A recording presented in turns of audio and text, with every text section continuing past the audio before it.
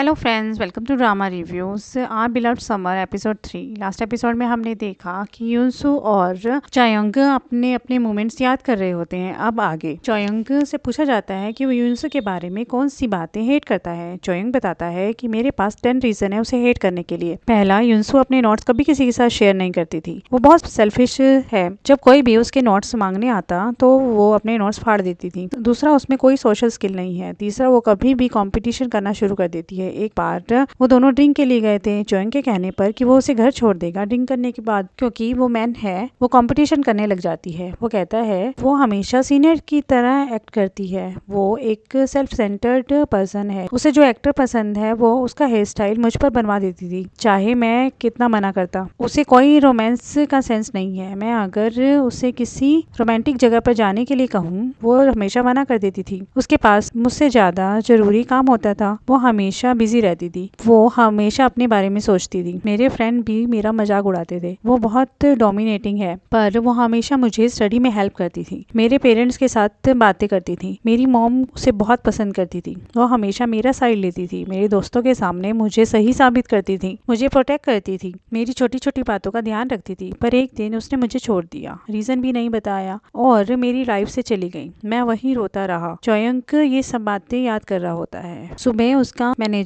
की उसकी डॉक्यूमेंट्री देख रहा होता है। तभी कोई चोयोंग को कुछ गलत कमेंट करता है। फिर वो भी कमेंट करता है कि अब चोयोंग बहुत अमीर और सक्सेसफुल है। तभी चोयोंग मच्छर मारते हुए वहां आ जाता है और उसे अपने लिए काम अरेंज करने के लिए कहता है। युनहो उसके लाइव ड्राइंग के लिए कहता है। वो कहता है वो सोचेगा ये सब युन की फ्रेंड भी पढ़ रही होती है। युनसी भी उसके साथ होती है। दोनों बातें कर रही होती हैं। युनसू सोई को बताती है कि वो चोयोंग से मिली थी। सोई उससे पूछती है तुम अभी भी उसके लिए कुछ फील करती हो। युनसू कहती है तुम पागल हो, मुझे एक प्रोजेक्ट के सिलसिले में किसी से मिलना था। वो बंदा चोयोंग निकला। सोई पूछती है वो सक्सेसफुल है। युनसू हाँ कहती है। सोई कहती है वो कितना शाई था। फिर उससे पूछती है तुम्हें उसे देखकर कैसा लगा। वो कहती है मुझे उससे कोई गिला शिकवा नहीं है। तभी उसके पास जियोंग का फोन आ जाता है। इधर एनजे डॉक्यूमेंट्री देखकर हंस रही होती है। उसकी सेक्रेटरी उसे बताती है कि सीईओ ने उसके मैनेजर को बुलाया है। तभी उसके पास चोयोंग का फोन आता है। वो कुछ कह भी नहीं पाती कि फोन डिस्कनेक्ट हो जाता है। फिर एनजे उसे फोन करती है। वो कहता है मैं तुम्हारे प्रपोजल के बारे में सोच रहा था। एनजी कहती है मैं फ्री हूँ तो अभी चलते हैं बिल्डिंग देखने। वो मना करता है, कहता है मैं अपने शेड्यूल देखकर बताऊंगा। एनजी कहती है यहाँ सेलिब्रिटी मैं हूँ। तभी उसे कोई शूट के लिए बुला लेता है। वो डिस्कनेक्ट कर देती है। इधर चोयोंग का मैनेजर उससे एनजी से डायरेक्ट बात करने के लिए डांटता है। फिर चोयोंग उसे गार्डनिंग का काम दे देता है जो वो दुखी मन से कर रहा होता है। तभी वहाँ जियोंग आ जाता है। वो चोयोंग को फिर से डॉक्यूमेंट्री करने के लिए कहता है। चोयोंग मना करता है। फिर चोयोंग कहता है कि अगर तुम युनसू से पूछोगे वो भी मना करेगी। जियोंग कहता है मैंने पूछा था, उसने भी मना कर दिया। चोयोंग वहां से चला जाता है। इसके बाद युनहू जियोंग को कहता है इन दोनों को फिर से डॉक्यूमेंट्री के लिए मनाना बहुत मुश्किल है। वो आजकल ज्यादा काम करना चाहता है ताकि वो युनसू के बारे में ना सोच सके। अगर वो फिर से उसके लिए फील करने लगा तो क्या होगा। तुम वो सब भूल गए क्या? तुम फिर से वो सब झेल सकते हो? तब जियोंग और युनहू याद करते हैं कि ब्रेकअप के बाद चोयोंग बिल्कुल पागल जैसे बिहेव कर रहा था। वो काम करता था जो युनसू को पसंद नहीं था। वो पागलों की तरह सड़क पर घूमता था, भुलाने के लिए ज्यादा एक्सरसाइज करता था, ज्यादा ड्रिंक पीता था, एग्जाम देने नहीं जाता था। पर उसकी हालत दिन ब दिन बेकार होती जा रही थी। फिर एक दिन वो पेंटिंग बनाने में लग गया। अभी तक वही कर रहा है। जियोंग चोयोंग से मिलने जाता है। चोयोंग डॉक्यूमेंट्री पर आए कमेंट पढ़ रहा होता है और जियोंग आते ही सोने का बहाना करता है। जियोंग को पता चल जाता है। वो उसे दोबारा सोचने के लिए कहता है। फिर जाने से पहले बताता है कि युनसू को ये आइडिया तुमसे भी ज्यादा बुरा लगा था। ये सब चोयोंग सुन रहा होता है। इधर युनसू भी डॉक्यूमेंट्री देख रही होती है। फिर हर मोमेंट पर खुद कमेंट कर रही होती है कि वो लेजी था, फिर भी इतना सक्सेसफुल हो गया और मैं इतना काम करती थी पर फिर भी अभी तक उससे पीछे हूँ। इधर चोयोंग भी देख रहा होता है। इस बात को 10 साल हो गए थे। सब लोग दोनों को इनोसेंट कहते हैं। दोनों शरारतें करते रहते थे। एक दूसरे को परेशान करने का कोई बहाना नहीं छोड़ते थे। दोनों आज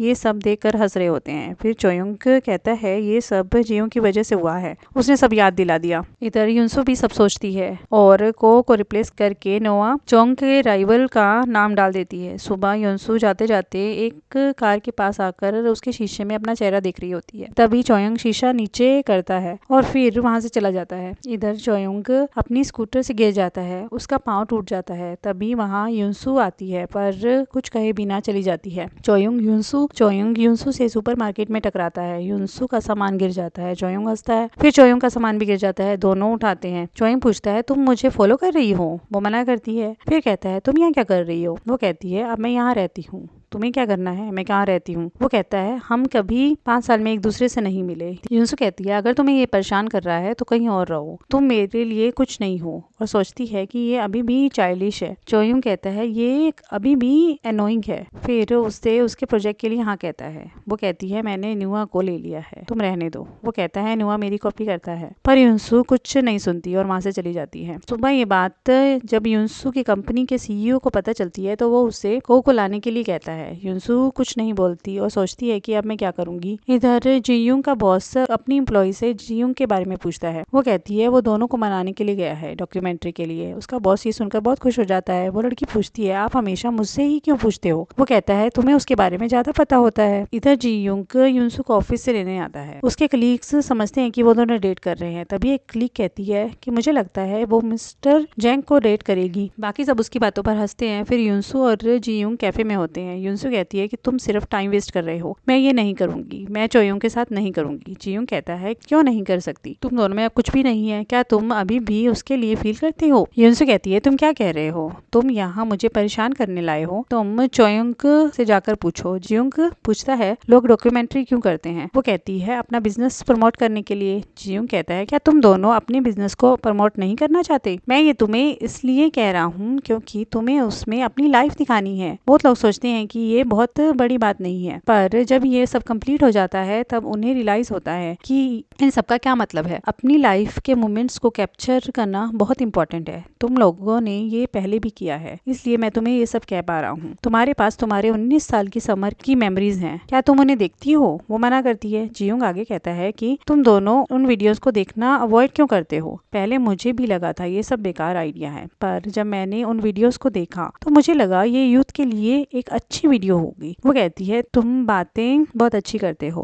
पर मैं ये नहीं करूंगी। पर जियुंग हार नहीं मानता, वो अपना दूसरा प्लान कहता है। इसके बाद चोयुंग और युनू डिनर कर रहे होते हैं। चोयुंग कहता है मैं उस नुआ को काम करने नहीं दूंगा। युनू कहता है तुम्हें उसे थैंक यू कहना चाहिए था जब उसने ऑफर दिया था। तुम्हें पर्सनल और प्रोफेशनल लाइफ अलग रखनी चाहिए। तुम बहुत बड़े लूजर हो। तुमने इसलिए ये नहीं किया क्योंकि तुम चाहते हो कि वो तुमसे बार बार रिक्वेस्ट करे इस काम को करने के लिए। ये वो कभी नहीं करेगी। चोयुंग मना करता है। फिर युनू पूछता है कि तुम ऐसा क्यों कर रहे हो, तुम हमेशा फाइट चूज करते हो। फिर चोयुंग कहता है कि वो मुझे इग्नोर कर रही है। फिर उसे सुपरमार्केट वाली फाइट याद आती है। फिर कहता है कि वो कितनी सेल्फिश है, सिर्फ अपने बारे में सोचती है। युनू कहता है उसके पास जाओ और उसे प्रोजेक्ट के लिए हाँ करो, नहीं तो वो नुआ को चुन लेगी। चोयुंग मना करता है, कहता है मैं क्यों हर वो काम करूं जिससे उसे फायदा हो, मुझे तो वो करना है जो उसे बिल्कुल पसंद नहीं है। फिर चोयुंग को आइडिया आता है, वो खुश हो जाता है। फिर युनू को काम देता है। युनू सोचता है कि उसे एनजे से रिलेटेड काम दे रहा है और वो बहुत खुश हो जाता है। इधर एनजे अपने घर पर आती है। फिर वो अपने ग्रुप में मैसेज करती है कि चोयुंग ने कहा था वो मुझे कॉल करेगा, पर उसने कॉल नहीं और उसने मैसेज भी नहीं किया। उसने कहा था कि वो मुझे लाइक करता है। उसकी सब फ्रेंड्स कहती हैं कि वो तुम्हें लाइक नहीं करता होगा। फिर वो नेट पर चोयुंग की फोटोज देखती है और उसकी पेंटिंग्स को देखकर खुश होती है। चोयुंग घूम रहा होता है। फिर उसे युनसू दिखाई देती है। वो कहता है यहाँ हमेशा यही क्यों दिखती है?